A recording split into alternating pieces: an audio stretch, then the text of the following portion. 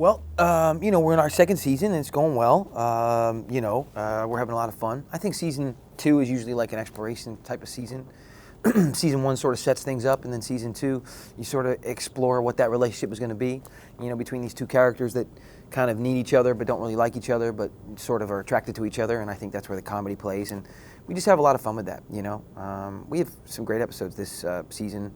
There's this whole arc where, Joe's been doing a little bit of work outside the country with this Russian sort of financial company, and gets involved with a female that works at the company via the internet, and then she comes and visits him, and there's this whole sort of like green card wedding thing that happens over 3-4 episodes, and that's a real fun arc that we have this season. But there's a lot of things. We set each other up with our friends to go out on dates, and that blows up in both of our faces, and we end up with each other that night. It's a lot of, there's the ins and outs, as we rope our way through. So, but we have fun. Yeah, I think the relationship is, it's taken a life of its own.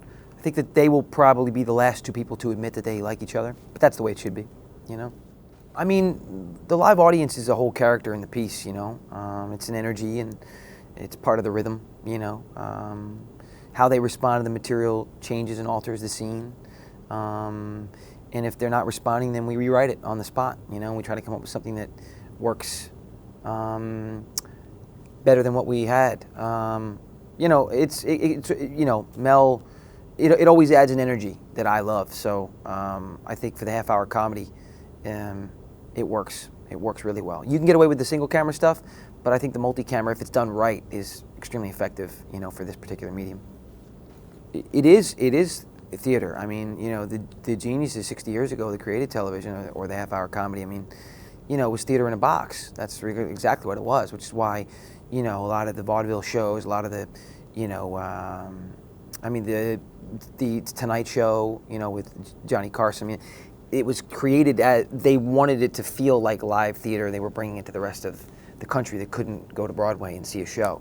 So I think that's why it works so well. And it's part of our zeitgeist now, I think it started, the industry itself thought, it was a fad that was finally dying out, and I think it's had sort of a renaissance the last 2-3 years, and I think the audience, the people at home do want it, and I think that our industry is finally realizing that, and more comedies, especially multi-cameras, are finally being developed again, so it's nice to see that. They thought reality was going to supersede, and I think that, reality, there's a place for reality. People love to see, feel-good moments that they think are completely real, or train wreck moments that they think are completely real. But I think that, there's a place for both, The half-hour comedy is a great escape for 22 minutes.